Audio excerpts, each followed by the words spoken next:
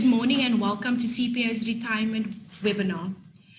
Making the right retirement choice can be an overwhelming decision for many of our audience that they have to make when entering the next phase of our lives. By hosting this webinar, we hope to answer all your questions or concerns you might have regarding this topic. We hope to ease your mind in giving you options and things to consider when making your best retirement choice for you. Just a few tips. You may send all your questions during the webinar, and we will address it at the end in our Q&A session. A copy of the webinar will also be available afterwards on our CPOA YouTube channel. With that being said, I would like to introduce our first speaker and CEO of CPOA, Dr. Michael Zip.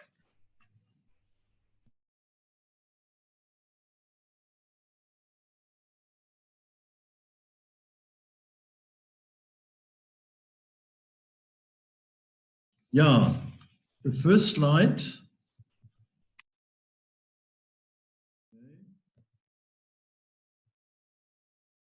Yeah, CPOA at a glance. Yeah, a quick overview who we are. CPOA was established in 1953, so 67 years ago. We are a public benefit organization. We are not privately owned, and we are also not part of government. Our retirement facilities, we have 19 retirement residences, we have 12 care facilities, and we have 6 welfare homes. Altogether, we have 2,200 residents and 450 own staff. And I think I can say that we are the market leader in the Greater Cape Town, and that's why we call ourselves the retirement specialist.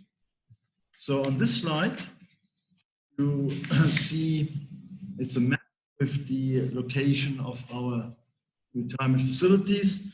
There are a couple of clusters. One cluster is the Pinelands cluster, where we have 3 homes.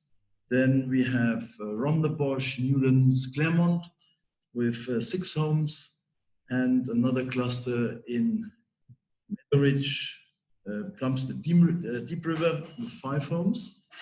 And we have other homes in Sea Point, Gardens, Hout Bay, Musenberg, Constantia, and in Somerset West. And here you can see pictures of some of our retirement facilities: Anchusa in Meadowridge, Constantia Place, obviously in Constantia, Fairmead in Rondebosch, Crondal Village in Hout Bay, the Manor in Pinelands, Riverside Place in Deep River, Sea Point Place in Sea Point, the Somerset in Somerset West, and Corton Gardens in Claremont. What makes CPOA special? So what are our USPs? What are our unique selling points? Well, 67 years of experience in the retirement market. We've been around for a very long time. The public benefit organization, and we are also a non-profit organization. So we are not a commercial developer who builds, sells, and exits. We have no external shareholders who would expect dividends. The revenues from Life-Right resales, we use these revenues to fund our welfare homes. Instead of paying dividends, we use these Life-Right refunds, resales, to support our welfare commitment. These are 500 residents, mainly in the Cape Flats. We are financially sound and secure. This is obviously very important when you choose a retirement facility. So we have, over the years, built a very strong balance sheet. We have a wide range of retirement facilities to suit all pockets, different price levels. We offer rentals, and we also offer Life-Rights. And last but not least, we operate our on-site care centers, and we own them. So we don't outsource these care centers to external service providers. We have 380 beds in these care centers. So there's always a bed available for a resident if needed. That's why we call ourselves the retirement specialists. Yeah, just the COVID pandemic is obviously affecting all of us. I wanted to just give you a quick overview what happened at CPOA. Early lockdown, we had an early lockdown of our retirement homes and care centers. Actually, we started on the 20th of March, which was 1 week prior to the country lockdown. We implemented preventative measures and strict COVID-19 protocols. Obviously, with all the PPEs, the personal protective equipment, sanitation. We established 2 quarantine units for specialized care of COVID-19 positive residents. And we provided significant training to our staff. We did full barrier nursing in these quarantine units. We offered sleep-in options for staff and transport in CPOA combis. So by doing this, we avoided going in and out in our facilities, and also the staff did not have to use public transport. Regular communication with staff, residents, and their families. This was obviously very important during the strict lockdown phases 5, 4, and also 3, because especially families could not visit their loved ones. So we kept them informed what's happening. And last but not least, a close cooperation with all relevant authorities, especially the Department of Social Development and the Department of Health. Actually, they came to us and asked us for advice. So the last slide, just share some of the results. So in the first column, you can see we have a total of 3,350 staff and residents. And here also the working in our facilities.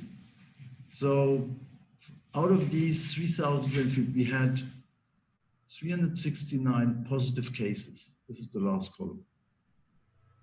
From these 269, as we speak, only 3 are still active. 205 have recovered. Unfortunately, 61 deceased, but from these, most of them had very severe comorbidities, which means multiple medical conditions. Despite the high average age of our residents, which is roughly 82 years, we have a recovery rate of 76%, so which is almost on par with the national recovery rate. Which is also remarkable that we have a 15% lower mortality rate for the period from March to September 2020 this year compared to the same period of last year. So there's actually no excess mortality. So the quarantine units, the 2 which I mentioned, they obviously played a very important role to achieve this. So compared to others, CPOA has successfully contained and managed the virus. And my message to you would be, don't be afraid to move to a retirement facility. It's actually quite safe.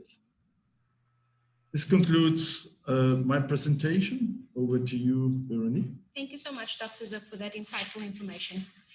Next, I will be introducing Linda from Don't Retire, Refire Network. Over to you, Linda.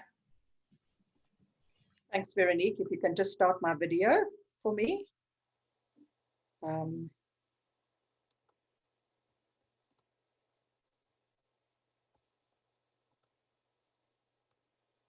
Right, so my name is Linda Smith. Hello, everybody. Veronique, if you can just start my video. It says it needs to come from your side. I can't start it from my side.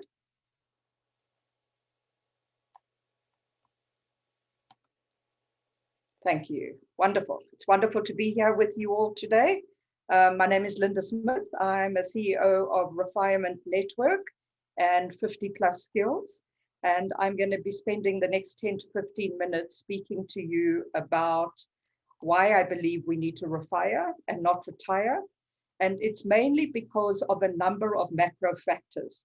So if you look at on the next slide, there is a ladder. And this ladder comes from a book called The 100-Year Life, where Professor Linda Grattan and Andrew Scott speak about how the macro trend of longevity is changing the way we need to think about the future. They state in their latest book that we, on average, around the world, are living 10 years longer than our parents and 20 years longer than our grandparents. So we definitely need to think differently in the design of what this next season of life looks like. So for instance, for myself, born in 1957, I'm likely to live somewhere between 87 and 89. For our children and our grandchildren, that many of them are likely to see their 100th birthday. So what are the factors that are causing this? So the main one around longevity is obviously medical science that is impacting us. And longevity starts at birth. More babies are born, more diseases have been stopped along the journey of life. Medical science detects in us our cholesterol, our blood pressure, those kinds of things that in the past impacted. For instance, my grandfather died on the bowling green at 54, probably due to high cholesterol, which is genetic. We all have it. I'm on medication. So these are the things that have changed as we've moved along this continuum. The second big macro trend that's impacting our generation, specifically those of us over 50, is technology. It's during our working lifetime that the internet and smart technology have come into being, even the personal computer. And so these are the things that have changed the way we need to work and live. And there can't be a better example of how that has accelerated than the last 6 months during COVID. Technology has impacted us, and I've heard some speakers talk about 2030 arriving in 2020. And for those who have used technology to their benefit, it's helped them to stay connected to the world. Obviously, technology also keeps us global. And again, I'm eternally grateful for that. Both my children and grandchildren live internationally, and I'm delighted that this kind of technology allows us to connect with anyone, anywhere in the world. That also opens up many different options that our parents and grandparents didn't have. And again, longevity brings a different social structure of society where there could be second and third marriages. Our children don't all live close to us, like maybe our great-grandparents' generations, where many people lived almost in a village style. So these are some of the real macro trends that we need to think about as we continue into planning our next season. In this next slide, I have used showing you the 4 parts of how I think life used to be. It used to be linear, and I'll show you that in the next slide, but I see this as the blue season is an extra season of life that we've been gifted with as a result of longevity. And so for anyone over the age of 50, it's to design a very long, in fact, it's halfway if you're going to reach the 100-year mark. But even if you're not, it's not to design it to, you need to see this as, I call it the younger old and the older old. And in each of these 2 phases, there are different things that we need to look for. We're looking for more of a lock up and go life, second careers, a blended life, and looking for what that might be. It doesn't mean that the day you turn 75 that you move into the orange. It's more about your health. And as your health is impacted, how you need to design that season. And sadly, I see too many people in their 60s leaning towards the orange because of no purpose, no reason to get up, and spiraling downwards rather than engaging and finding purpose to be able to engage. And I see many people over the age of 75 still in the blue section. So it's a lot to do with our attitude and our state of mind. Next slide, Veronique. Right, so as I said, this is what life used to be like. It used to be the first 25 years were more about your education. The next part was about work and marriage and children. And then the last phase was about retirement and death. It was very linear. Whereas now life is a little bit more chaotic. I'm sure many of us feel that on a day-to-day basis. Take a career break, we retrain, we'll have seasons of work and play and blended life. Stepchildren, grandchildren, blended lives.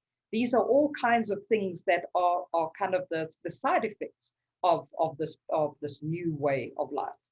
Next slide. So what are the trends that you need to watch out for as you're in this new refinement, as I call it? So lifelong learning is something we should be doing right through our life, not just in the first 25 years. Even being on this webinar is a way of learning to be able to understand some of the dynamics for yourself. We all would love to be on that yacht right now, or that lovely boat, and hopefully that will return soon. But they are traveling and working is a way that many people are doing in that kind of blue season of life. Many of us firstly didn't save for a short retirement, and now we've had this section stretched out for us. So it really is important to really understand with your financial advisor, how do I stretch the money I have to last me for a longer life? We do a lot of work with that in 50 Plus in helping people to find pieces of work as part of this next season of life. I'm a great advocate of skilled volunteering, because that will give you a purpose and keep you engaged socially in community life. And again, technology allows us, as I said, to maybe be connected virtually to any part of the world to be able to earn. Next slide.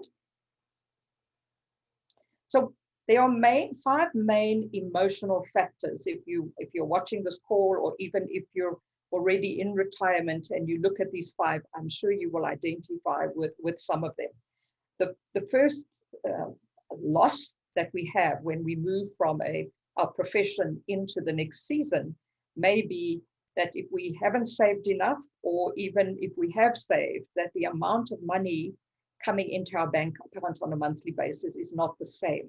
And that can emotionally unsettle us. And so it really is important to manage that process. Structure to our day, whereas in the workplace, your structure is you have to be at the office 8 to 5, not anymore, but again, maybe even if you're working remotely, there is structure. So many weeks holiday and so many weekends. So your structure came from your work, whereas now you're in charge, and it really is important to build discipline and structure. The third one, as I said, is purpose. Much of our purpose in life, we don't realize until we leave our job and realize that our job actually gave us purpose, even if we didn't like it. And so purpose and finding a new purpose is absolutely critical. Probably one of the most important things you will need in this next season. People, the social structure of who we have around us in our lives at work, especially if we've worked in one place for a long time. That doesn't mean those people are not your friends, but the dynamics change. And so it's really important to make sure that you have relationships in all parts of your life. And then status, much of our identity is often formed from who we were at work, our title. And so who are you without that title? That is a shift that many of us really struggle with. Next slide, Monique. So again, when you're having these conversations and designing the next season for yourself, our family dynamics play a massive role in what that may look like. You may be sandwiched between children still at home, grandchildren who you're helping to look after with, aging parents that you may be looking after. And so these are the dynamics that often engage in conversations. You and your spouse, probably the most important conversation, and often you're not on the same page. It really is critical that you find a way to be able to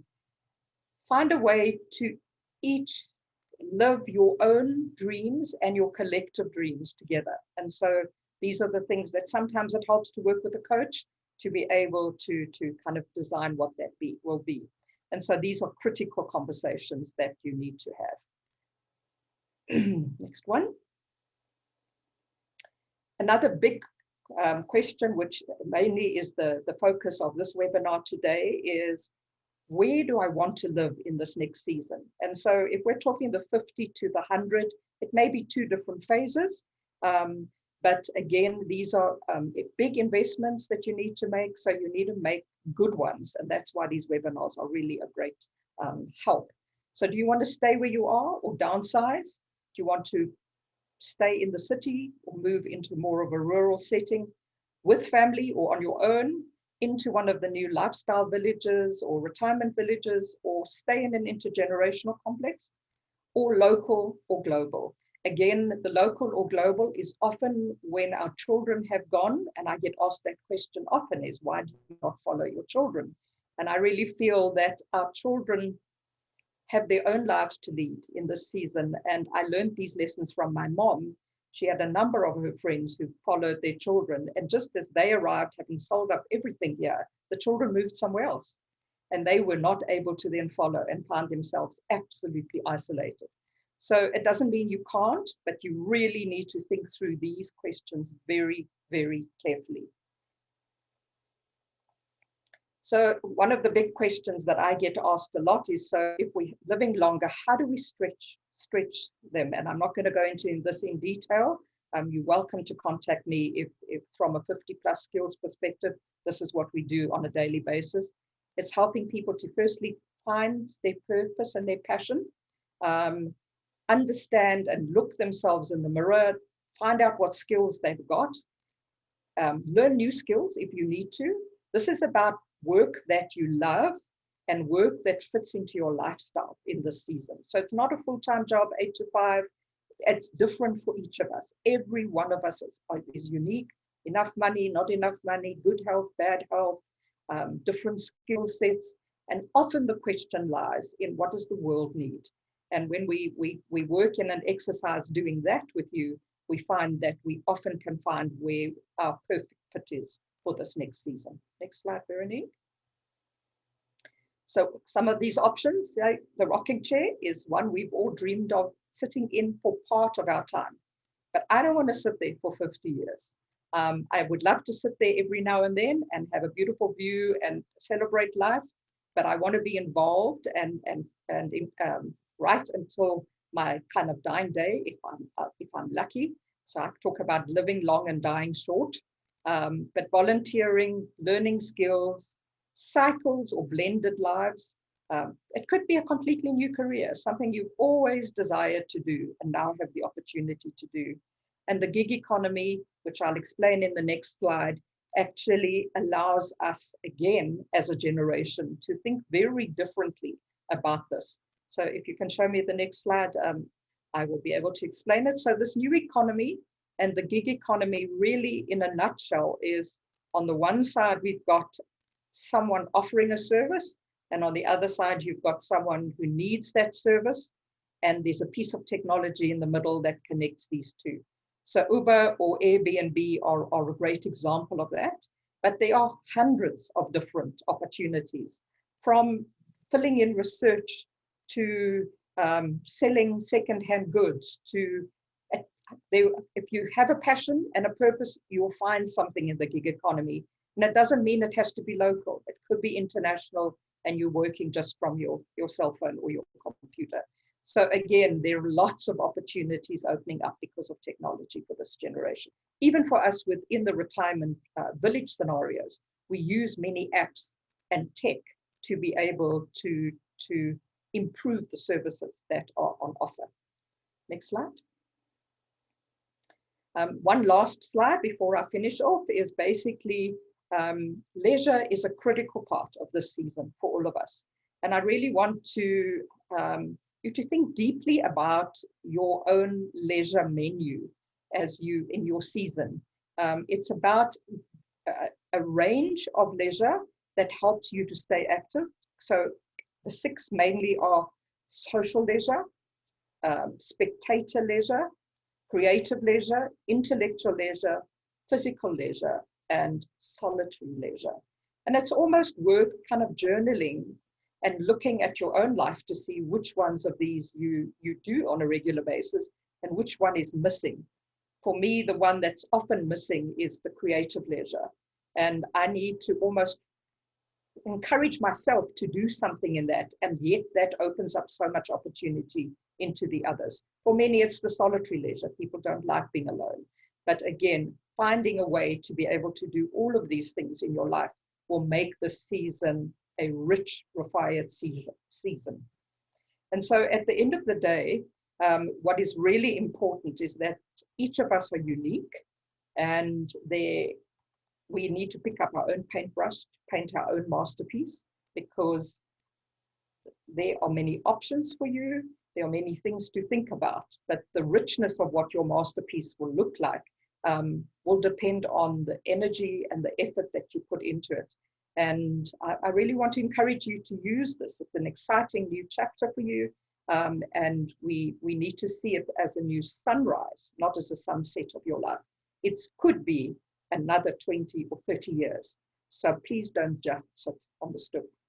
Thank you very much, everyone. We really appreciate that you have spent this time with us, and please feel free to be in touch if you need to know anything. Thanks, Veronique. Thank you so much, Linda. Don't retire, refire. Something I'll definitely take away from this topic. Thank you.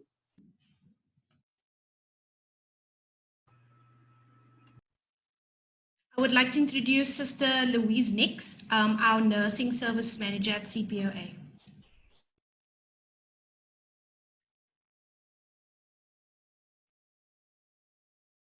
Morning, everybody. I'm Louise Nix, Nursing Services Manager at CPOA. And today I'm just going to talk about when more care is needed. So, as Linda said, our previous speaker, you've retired and life is wonderful, and now you've got all the time to do the things that you wanted to do. Perhaps you're moving into a CPOA retirement facility, you've got a new sense of community and meeting people with similar interests and at a similar stage in their lives. Retirement is the start of a new beginning, and it's exciting. Looking at the WHO statistics and predictions, it's estimated that by the year 2050, there will be 2 billion people over the age of 60 years old. Presently, we have around 980 billion. And the challenge here is to ensure continued quality of life whilst combating the additional health burdens due to chronic, non-communicable diseases related to the aging process. CPOA was started over 66 years ago and is fully aware of the challenges that may present themselves during the later years in life. Additional care may be required after hospitalization or after surgery, or when chronic diseases start to impact on the ability to perform activities of daily living. But this does not necessarily have to equate to an instant admission into a fully equipped care center or frail care.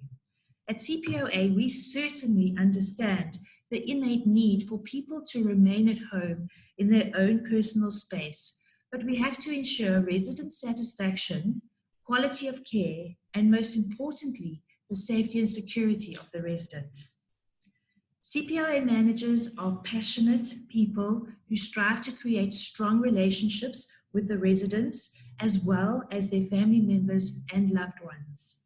With the basis of this understanding, the resident is the central point, and we need to become aware of any changes in behavior which may indicate that the resident may require assistance or intervention. Here's just a few examples of what you need to be on the lookout for. Physically, it may be noted that the resident or the person is becoming weaker, and frailer, and you could notice a significant loss in weight. There may be more reports of falls. Often it's not reported, so you need to look for signs of bruising on the body, on the arms and legs. And you may notice that a loved one is not following a topic of conversation. You could also just have a quick inspection of the car, and sometimes there's an extra bump added. And you may notice that a person is declining social invitations, not wanting to go out and not wanting to drive. When you go into a home, you may notice that the home environment is a little messier or dirtier. And another warning sign is when there perhaps is medication scattered around, or you're noticing a lot of unopened medication boxes, which indicates that the person is not taking their tablets as they should be. So these are just a few indicators that may alert family members and managers that intervention and assistance is required. With a team of professional nurses, the manager will request a nursing assessment after engaging with the resident and their loved ones. This is often thought to be a negative process, but at CPOA, we want to tailor-make the care to ensure that the resident is comfortable and safe. It is a two-way conversation that the thoughts of the resident is taken as priority, and we listen and ascertain exactly what the resident requires to make their lives easier.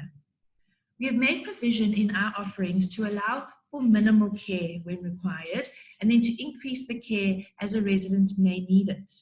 We have allowed for the provision of a tailor-made quote for small things like bed making or just washing the dishes, and then to more intensive care if required.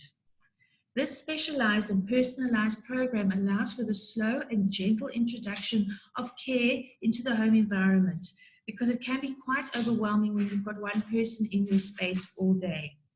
As the care needs increase, so the care plan can be adapted. But sometimes home care is just not enough to meet the health and safety needs of a resident, and therefore the move may be made to a care center. CPOA staff engage with the resident as well as their loved ones to discuss the various care options available. Depending on the needs and lifestyle, as well as the economic situation of a resident, CPOA is able to offer various options in the 17 care centers that we own. A resident may prefer a garden setting with a garden view. They may wish to be in a sharing room to have some company and companionship. They may want accommodation closer to their next of kin. We also have dedicated memory care centers where people with dementia are cared for by staff that are trained and have a holistic understanding of Alzheimer's and dementia. CPOA owns and manages 17 care centers in and around the Western Cape. Each home offers professional care with a team of dedicated and passionate staff, yet the setting and ambience often differs from home to home. All the economic care centers are staffed by registered nurses on all shift and are overseen by a qualified and competent nursing manager.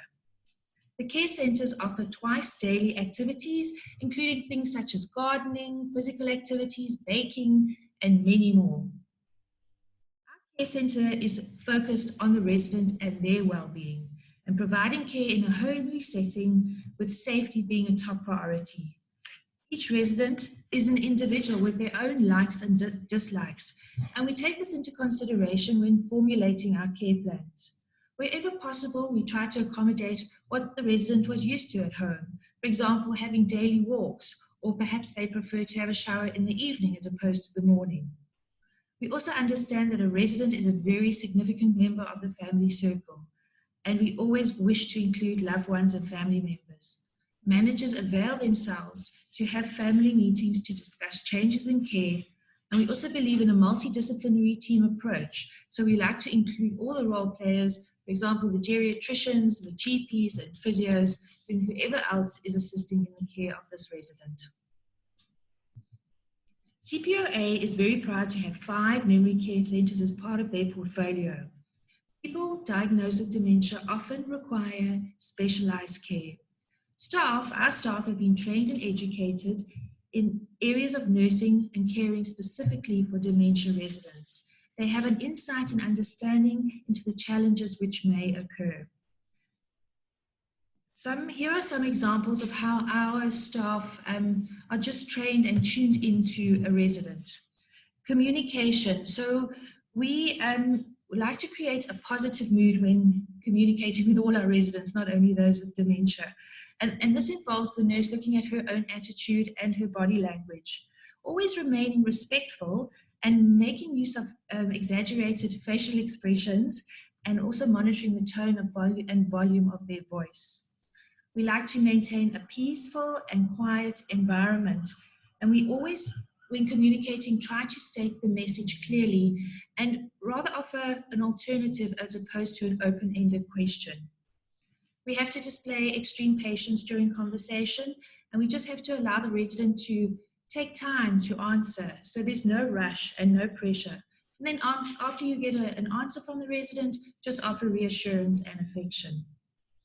Staff have also been trained on how to manage difficult behavior. Often residents may become a little bit fractious or unsettled, and the staff kind of look into what triggered this behavior, and they make note of it. And then we try and remove those triggers from their day. For example, it could be a TV that's turned up a little bit too loud. But we also understand what worked for today may not work tomorrow. It's a constantly changing environment. So staff need to think on their toes, and we need to be creative. Some of residents do wonder as part of dementia. Our memory care centers are all secure, and decor has assisted us in creating a very calming environment. At the end of the passage, we've actually put a mural which depicts a gravel path going through a lavender field. And this has now helps prevent residents wanting to escape through a locked door. And we've also created certain tools to assist residents with cognitive challenges. We've got an orientation board, which gives you the day and the weather. We've made use of colors at the residents' rooms, so it's easily identifiable when they're walking past their room. For example, here you can see it's a green door, that must be my door. And we've also got a brief history of the likes and dislikes of residents, how they like to be addressed, who their children are, what their children's names are, so that when staff go in and interact, they can ask pertinent questions to these residents. We're creating a nurturing environment and moving away from the feeling of institutionalization. Finances are a huge consideration when seeking care at a care center. CPOA has a range of different options available to accommodate all levels of residents. There are single rooms, sharing rooms, and we've recently opened a brand new wing at the Riverside Care Center, which allows for the creation of a totally private space for the resident, yet it is built in a sharing space, and this allows for a greatly reduced and affordable tariff. We've got the modular unit example on the screen at the moment, so you can see the modular units have been custom designed to allow the resident to decorate their own area specifically to their tastes and needs. The units have got ample shelving and covered space, and then there's a curtain that can be drawn at the end of the bed to create a sense of privacy. The bathrooms have also been designed to allow a basin and vanity unit for each resident. And again, this creates a sense of ownership and privacy as well. I've compiled a basic comparison of costs. So this is based on the tariff at Riverside Care Center for $14,900 per month.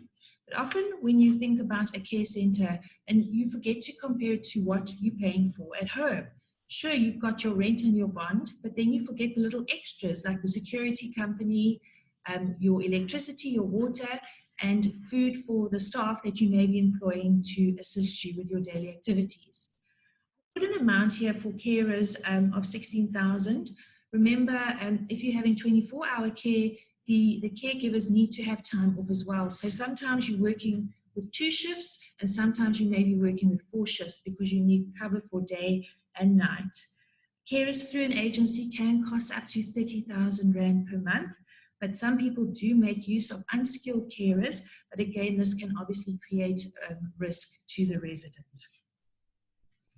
So CPOA are the retirement specialist with over 66 years of experience. We are fully knowledgeable about the needs of the elderly and have designed care plans to accommodate and meet with the needs of each resident. We understand that one thing may not be suitable for all, and with this in mind, and with the support and passion of our home managers and our nursing managers, we are able to ensure the quality of life as people grow older. Thank you very much. Thank you so much. The next care is definitely an important consideration. Next, I would like to welcome Leon Lochner, attorney at Rabie and Rabie Attorneys.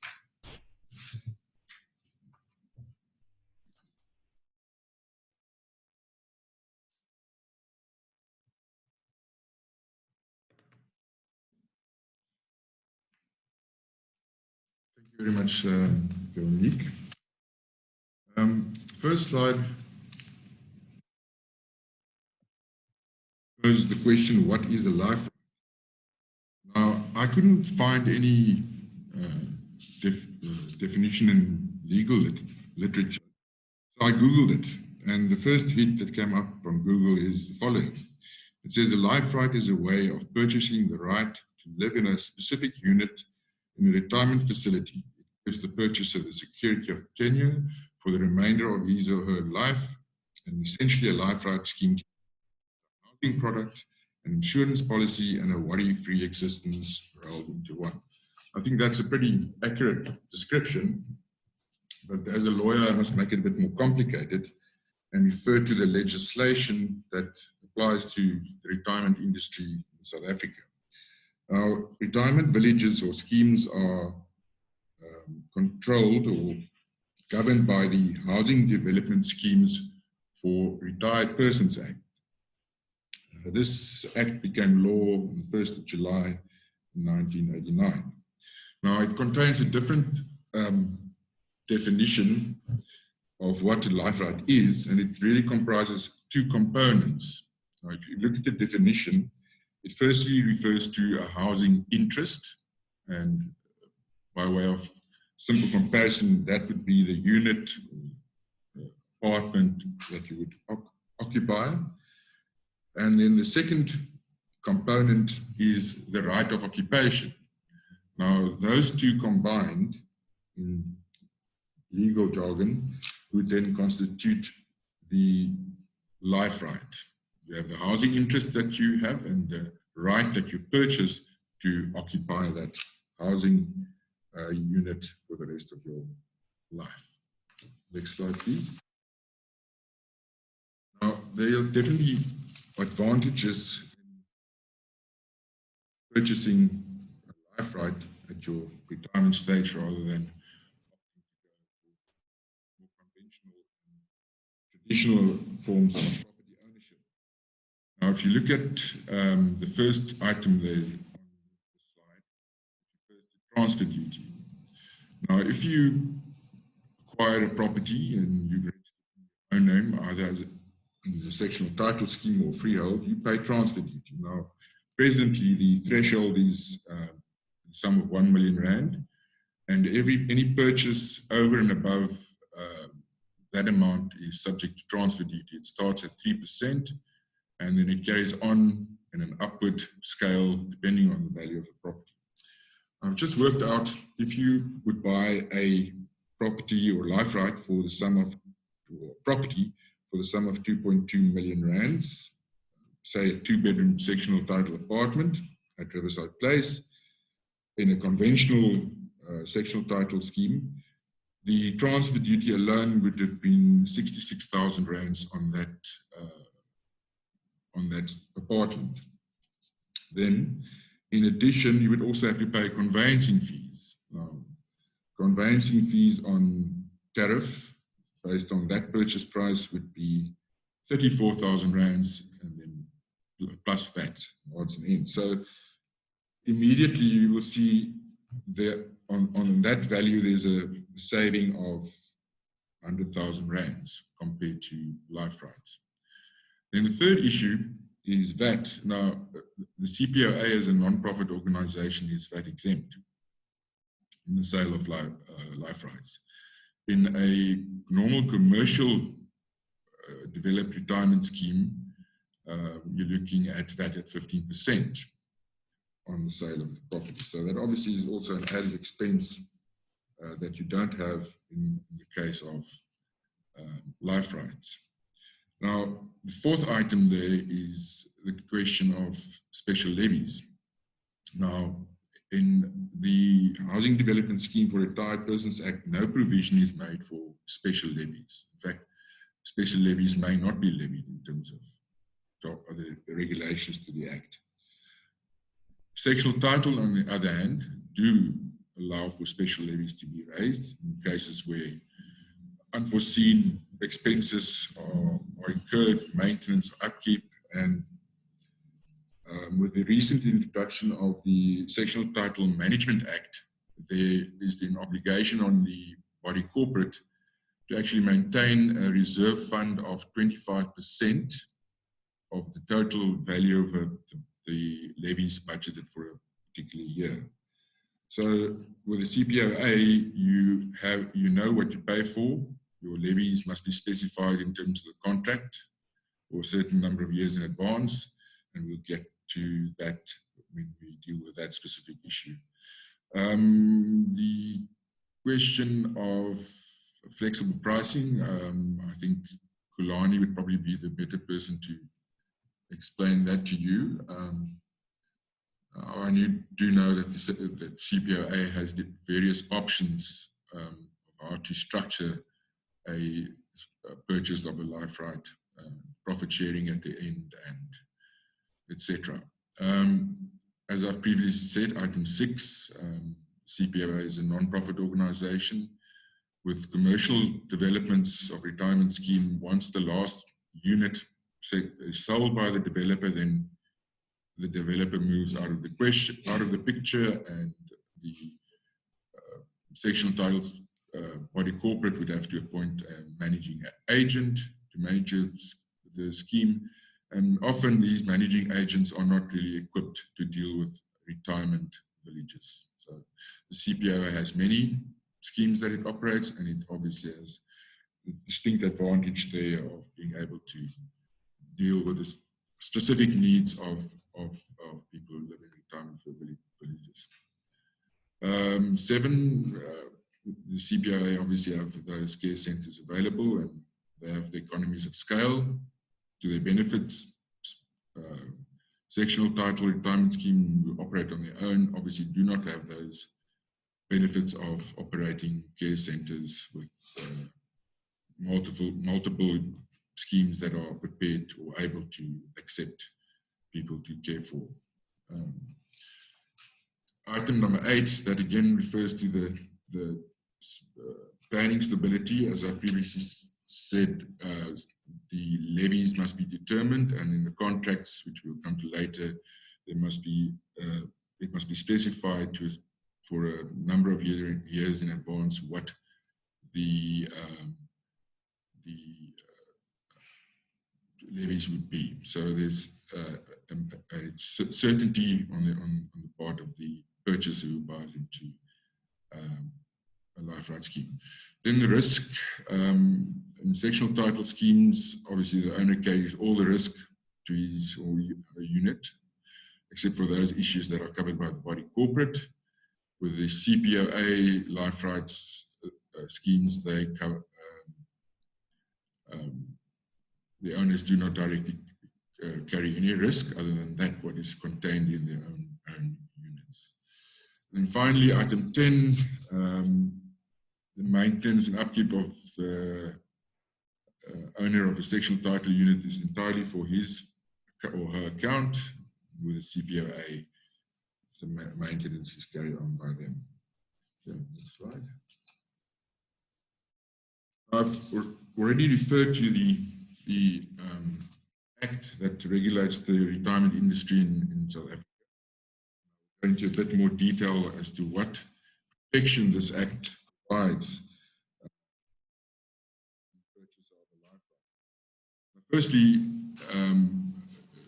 we can deal with the finances. Now, the Act specifically provides that with new developments, that the developer may not receive any payment of the proceeds of the purchase price of the life right until such time as a architect or a quantity surveyor has certified that the scheme has been completed and built in accordance with the plans and specifications that are set out or approved. Furthermore, an attorney or legal practitioner must also provide a certificate that the life right has been endorsed against the title deed of the property in the deeds office. If this is not given, these certificates, then the developer may not take any of the proceeds. Then, so far as formalities are concerned, the Act prescribes a number of formalities of what must be contained in the deed of sale for a life right. There are obvious details such as the parties involved. Often the developer of the life right is not necessarily the owner of the property, so those details will have to be included. Then it must specify whether the title deed is endorsed, as I've previously referred to. That endorsement is in the deeds office. And then obviously the owner of the property must be identified if it's not the same as the seller of the life right, because it's possible that the seller of the life right also could be a different person than the owner of the property.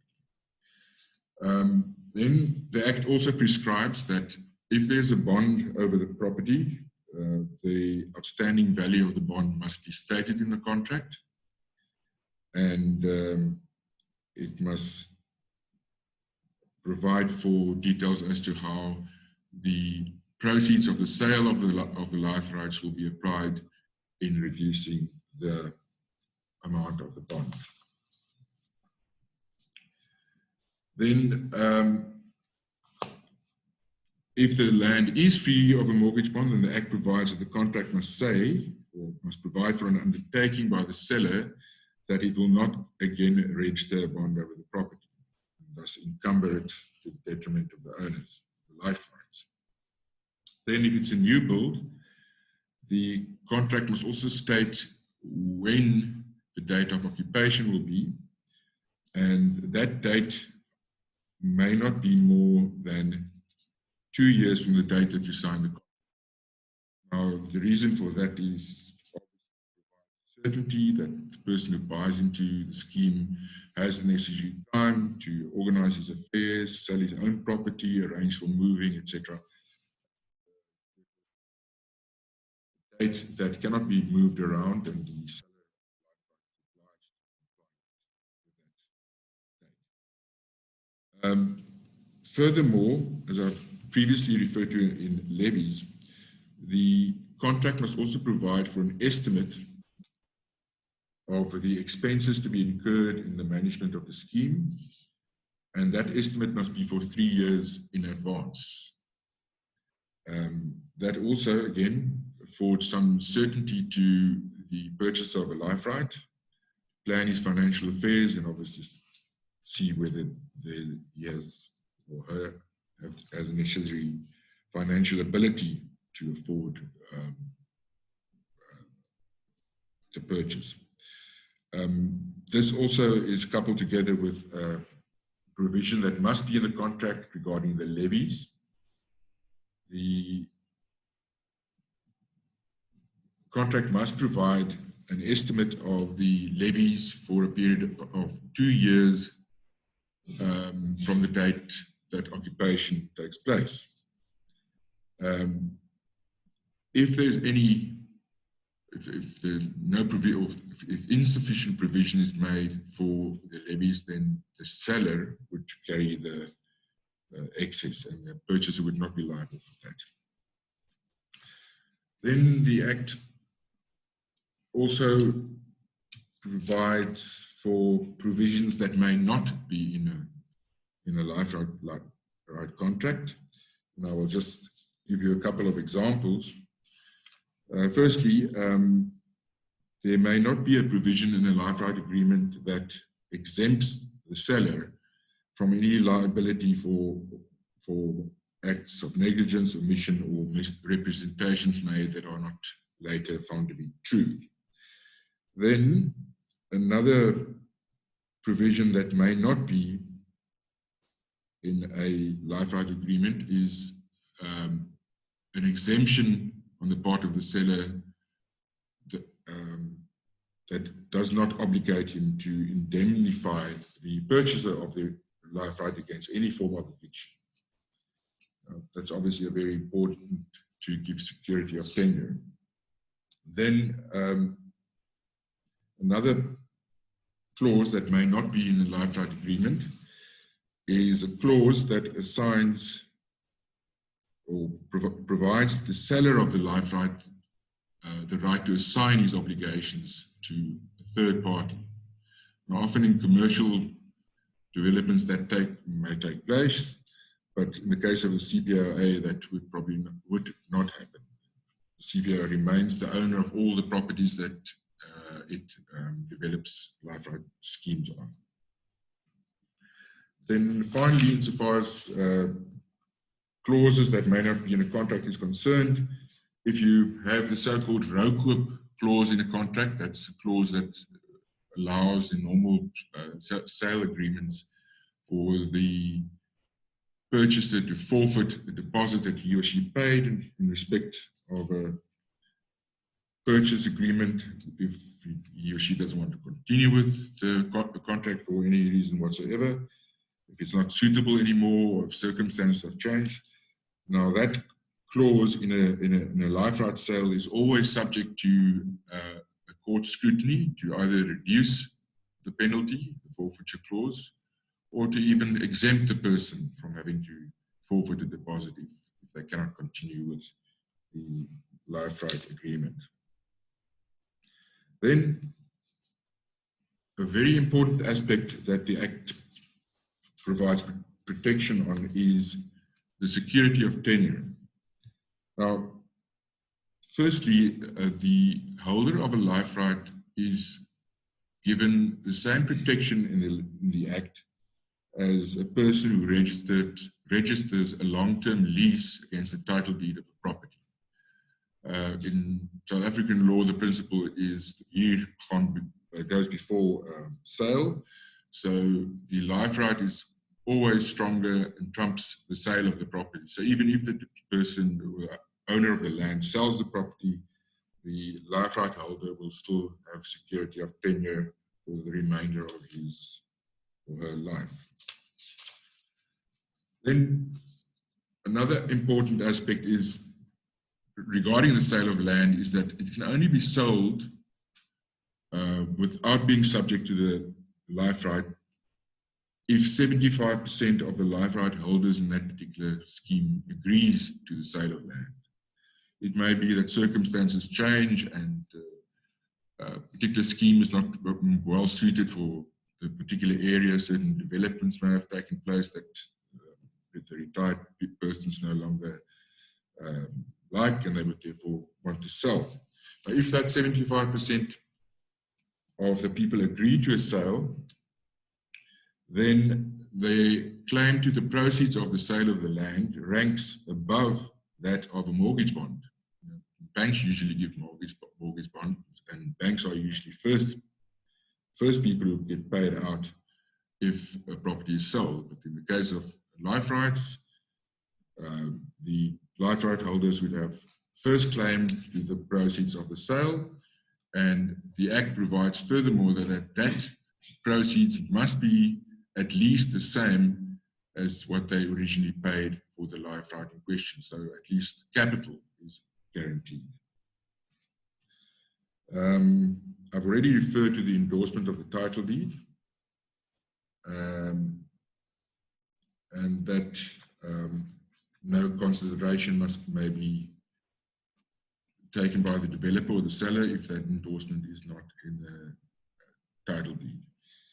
Then the last item on this slide regarding the powers of the court.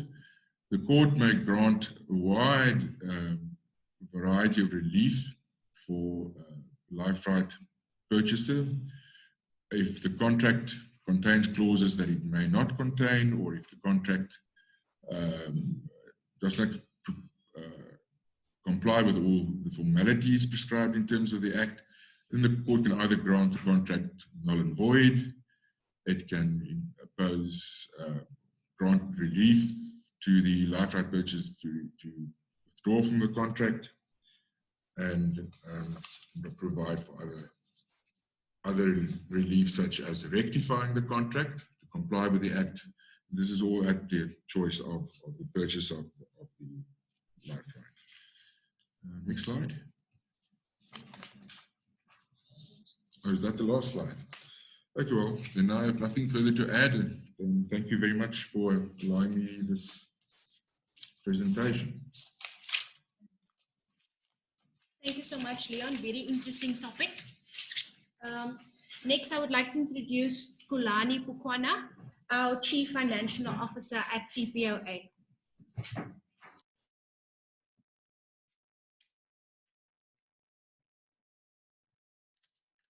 Thank you, Veronique, and good morning, everybody. I think now that you have chosen CPOA as a place to refire, I think we can talk about the options available in further making that decision in terms of financial. Firstly, we obviously have where a full price is paid for acquiring a life right. I've taken an average in terms of our facilities that are available, whereby a capital a purchase price is about 3 million and the levy is about 6,000 on. We have what we call a profit share, whereby what you pay as an original purchase price and the difference of what you've paid and what we will sell that life right in future is shared between the CPOA and obviously your estate. We have a variation starting from 0 to 25, depending on the facilities that you bought in, as it were. And as mentioned, we're quite flexible when it comes to life right pricing. Obviously the affordability is an issue. We then have an option whereby we can defer some of that capital to a future date, as it were, whereby we've got a normal standard deferred payment option. In this instance, taking the same average of 3 million, we have up to 15% of that capital that can be deferred if you are 75 years and older. Obviously, it can be less if you're younger than that age. So instead of paying the 3 million, you would then pay 2.550, as it were, and you will pay the same levy, and the profit share is not affected by that decision. But obviously, as I've mentioned, that 50% then you then pay at a later date. Usually, it's when the life right ceases, whereby your estate, before we pay the amount to the estate, we will then deduct the amount that was deferred, obviously, including the interest. And currently, it's quite a popular option because the interest rates are rather low, as we know it, due to this pandemic. And that is quite a popular option whereby prospective buyers are taking that option of deferring and enjoying the prime plus one that is deducted at a future date. That leaves you with some capital to play around with during your retirement years, as Linda has mentioned, as it were. And another option that we've got is to defer the payment with interest, obviously. In this case, because there's no risk of interest escalating to an unaffordable amount in the future, we therefore allow this to all ages of our life right holders, ranging from 55 to any age. But also, we also allow for up to 20% of capital in this instance. And obviously, the levy is affected, so there is the standard levy. Then your interest that you've deferred, or the capital amount that you've deferred, is calculated on a monthly basis, and then you pay that monthly, as it were. and that also doesn't affect your profit sharing. And then you also know exactly what your estate is liable for, because it's exactly liable for the amount that you've deferred, because you would have paid the interest during your retirement years, as it were. And then we also have what we call case specific. We don't, I mean, having chosen CPOA as a prospective buyer, we obviously don't like to lose that client, and therefore we do consider options that can be available for that prospective buyer. And our sales team, managers of the village, they will take those options forward. And obviously, we look at what capital a prospective buyer has. What can we do with the profit share, for instance? What can we do with the levy? So it's all case specific. Because of how strong our balance sheet is, we can manage some of these options in trying to help the retiree to make that decision quicker than one would be hesitant in terms of capital constraint, as it were. Next slide, Veronica. And I think I've done here, because often this question is asked, or this statement is phrased as to levies are too high. And what I've done here was to just basically lay down the real cost of not moving into a retirement village, as it were. Because if one considers what they are paying at their home versus their levy that they will be paying in a place where they will retire, or in CPOA, that is, as it were. So obviously, we're talking to an audience that have probably repaid their bond. So the bond is not usually a factor. It has been paid, and for the primary residence at least. And so we don't use that consideration. But apart from the bond, we've got security cost, and usually this is just an ADT response, whereby our facilities have a guard that mans the gate 24 hours. He roams the property on an hourly basis or something like that. So there's more security in that regard, whereby in your home, you will just have a response after the event when it happens from the ADT, as it were. Obviously, food is a main factor, and this is relative, obviously, to people's choices. And we've just looked at the average at what it would cost you to actually manage your grocery bill, as it were. But in the levy, usually at least 15 meals is included in the levy. And also there is a price that you know that you will pay should you want more meals. So again, you know what you are in for. There's 15 meals that you will buy as part of the levy, and you can always add meals. And that also allows you to go out and go out for restaurants. As Linda's mentioned, we want people to refire rather than to be in those dining rooms at all times. So they can go out, have meals with their friends and families, and only manage the 15 meals that are usually standard in our contract, as it were. And obviously with the electricity bill, you then have reduced cost because you're no longer cooking these meals as much as you did in your home, because most of the things you can get at the dining room, as it were.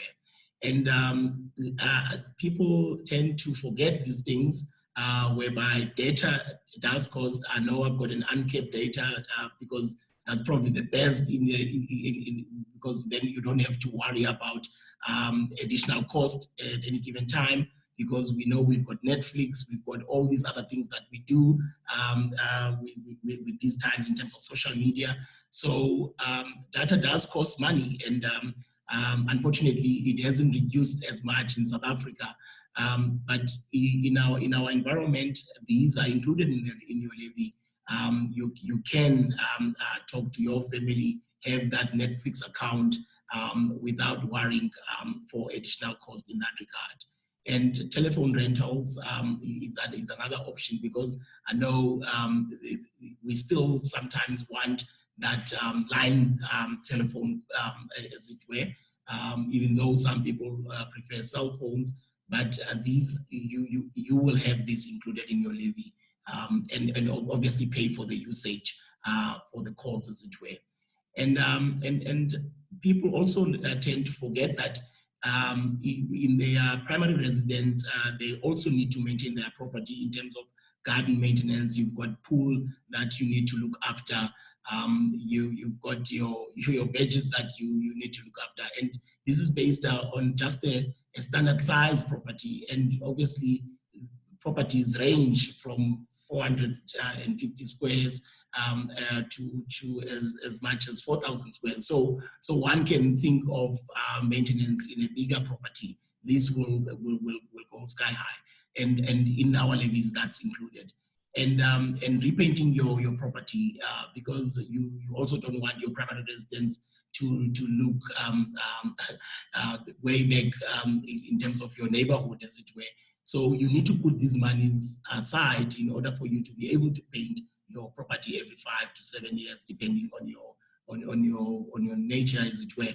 But again, these are included in our levies, as it were. And most of us have helpers that we appointed in our primary residence, and to help us with making beds, once a week cleaning or twice a week cleaning of our places.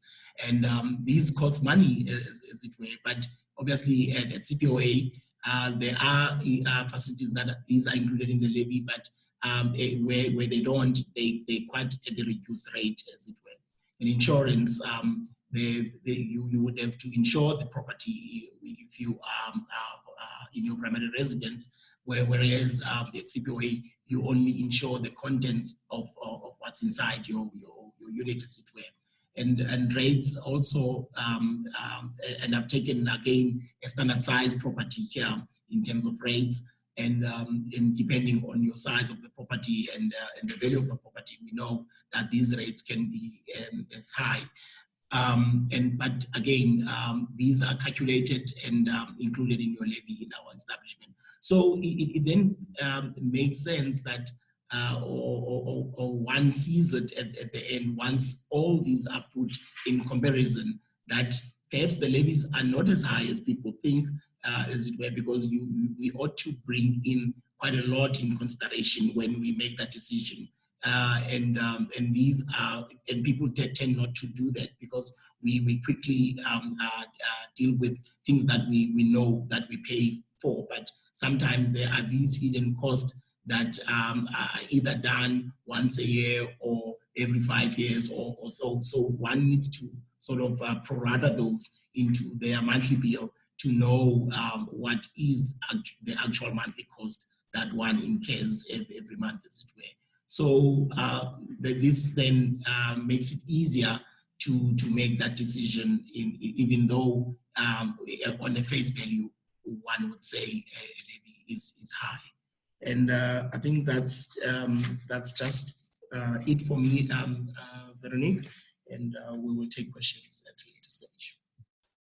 Thank you so much, Mr. Pukwana. Really interesting to see the comparison between home-based and CPOA living. Next, I would like to introduce Monique Norman, who is one of our operations managers at CPOA.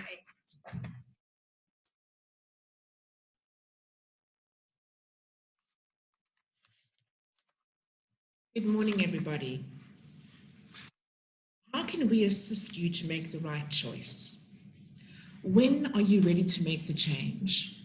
Are you needing to reorganize your lifestyle, declutter your home? Are you fed up with maintenance issues? Your pool is leaking, your roof is leaking. Rather spend time with your family or rely on them? Do you find yourself alone, especially now in COVID? Are you reevaluating your health and fitness? Remember, it's never too early to start looking. Where's the right place? Do you want to stay close to your home? Do you want to change your surroundings? Is it important to be close to your family, Your grandchildren, are you going to assist with collecting them from school? Would you like to be close to the libraries, parks? Will you continue working? These are the questions you need to ask yourself. Are you losing friends, and do you need to make new ones?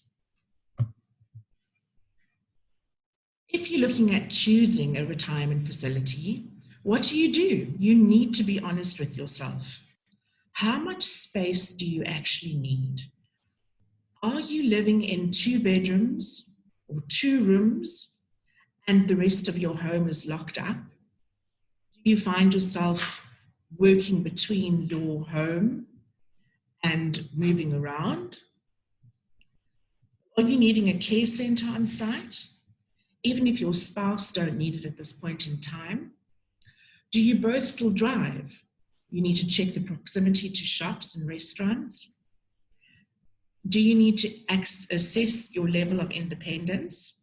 If you're looking at an estate or cottage style, clearly walking is no problem to get to the dining areas or to the social events. An apartment block, an apartment complex might have easier access, as you can walk the stairwell or take the lift down to the common areas. What is the difference between vertical and horizontal retirement options? Looking at the future of 60 and 70-year-olds worldwide, we know that most of them will not remain in their family home. They'll be fitter, more active and busy, technology savvy, well aware of health issues of aging, value the quality of life, are alert and safety concerned and orientated. They value convenience. They're planning earlier and will not take retirement lying down. They have all the intentions of living retirement lifestyle to their fullest. If we look at the retirement options of vertical versus horizontal, what is vertical retirement? Apartment living, easy access, low maintenance, secure environment, convenient, high connectivity, great location, worry-free, lock up and go. We have 2 examples here of Berghof and Sea Point Place, the baby boomer's dream. If we're looking at the horizontal retirement option, we're looking at estate living. We're looking at cottages, wide open spaces, winelands, walk to the TV rooms, your own garden, your estate security, outdoor hobbies and pets, and no city noise, complete tranquility. Great example of one of our vertical retirement options is Quadrant Gardens. The urban retirement in the southern suburbs. It's a state-of-the-art building, spacious apartments, close to all amenities within the Claremont area. It has courtyards and a spectacular rooftop garden with magnificent views. A fantastic coffee shop, lounge area, and an on-site care center that our sister Louise Nix had discussed. If we look at our horizontal options, we're looking at the Somerset. It's a village in the winelands, individual cottages and homes, gardens with a view of False Bay, beautiful estate set, stunning countryside location. There's an amazing residence clubhouse and an on-site care center. Thank you so much, Monique. Hope everyone is ready to choose the next retirement option for them.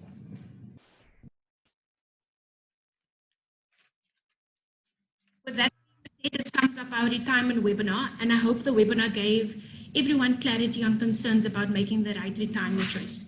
We'll be having our question and answer session now. Feel free to send your questions to any of our speakers.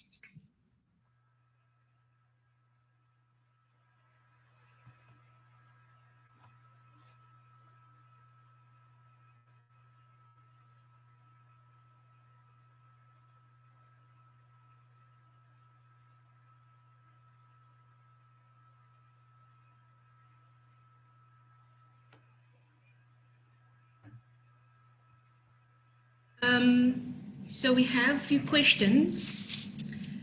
This one question is for Linda. What emotional factor do you see most often in your clients around retirement? Okay, so Veronique, the one that for me definitely is the one that catches most people is evolving in their identity from who they were in their professional job to who they are in this next season.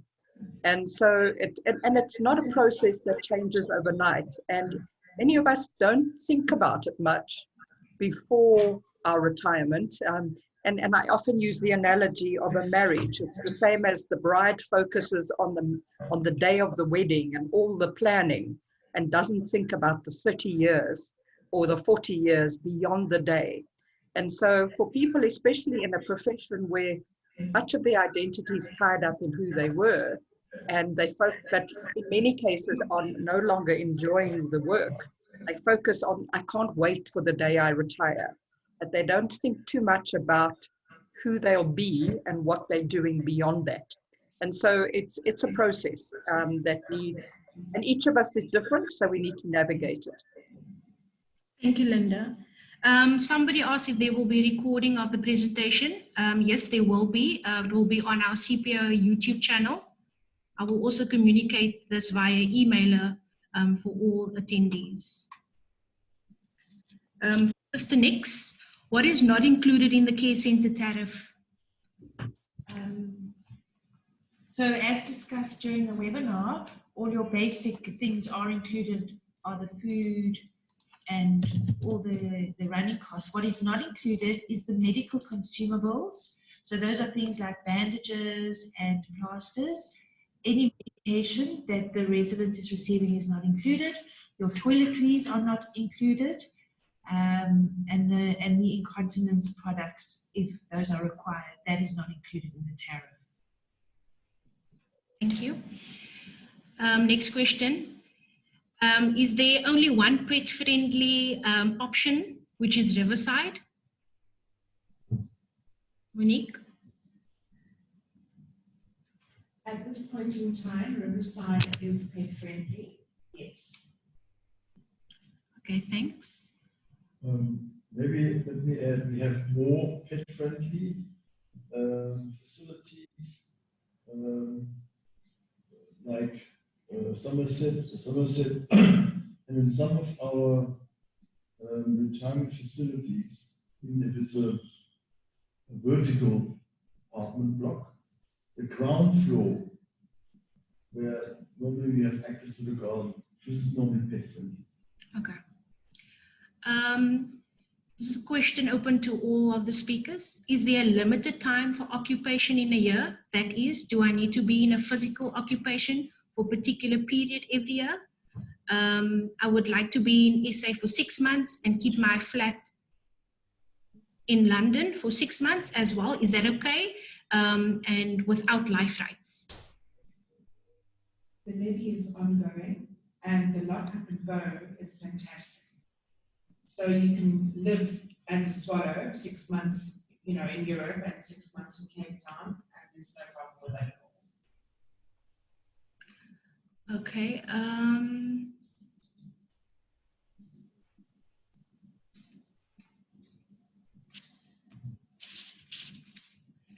Sister Nix, do you promote staying in your home for as long as possible?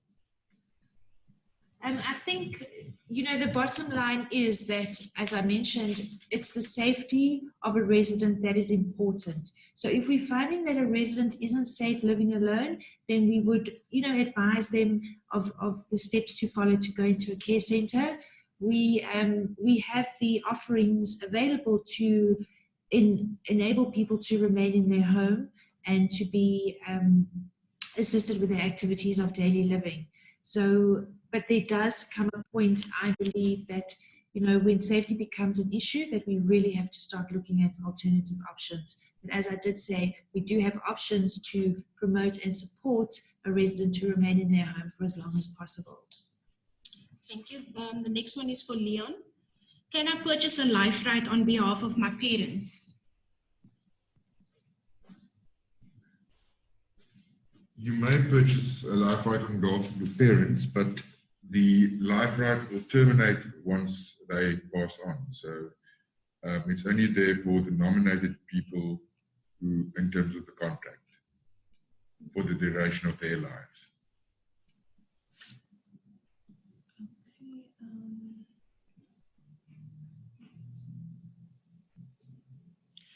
I'm interested in a lifeline option. However, I will have to sell my house in order to purchase.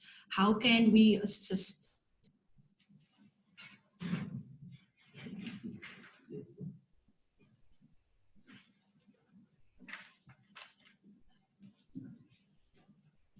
Okay, usually we enter into a contract whereby a unit or a primary resident has been sold, because usually with the life right, there's always an estate that obviously we are liable to pay based on the new occupant taking place. So we do prefer that a unit has been sold and there is an undertaking from the lawyers that are taking care of the transaction. But however, as I've mentioned, there's always flexibility. You can come talk to us and as how we can help in terms of making you make the decision easier, as it were. So we are open to discuss, but the first preference is that your primary resident has been sold and there is an undertaking from the attorneys that are handling the sale, that there will be proceeds to be paid once the property is transferred. Okay, next question. Is the levy amount per unit or per resident? In most instances, the levy amount is per unit, but there will be additional levies. For instance, as I've mentioned, it's 15 meals that are taken. But if it's you and your partner or your spouse, there will be obviously an additional 15 meals, for instance, that one will take. And there's things like care availability, which is to an individual, not to a couple. So there is an element of shared cost. But in most of the levy components are fixed per unit, but there's legal items that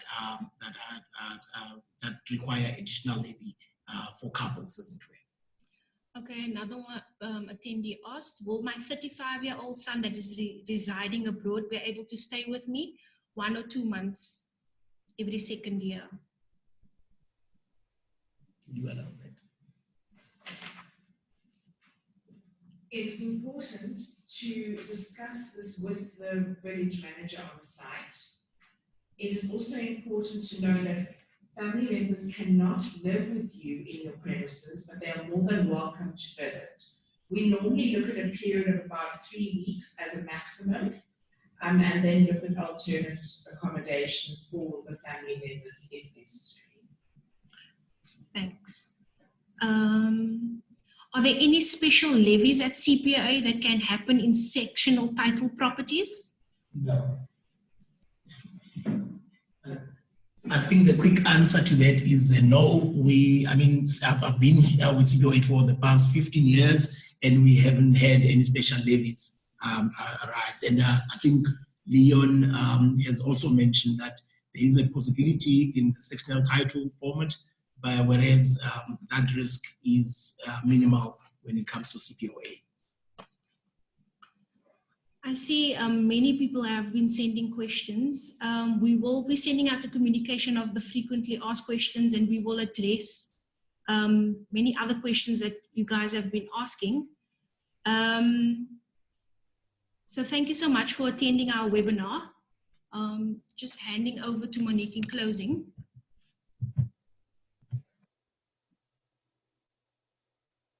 We at the CPOA have a variety of retirement solutions. Please contact us to assist you to find the retirement that would best suit your next retirement lifestyle.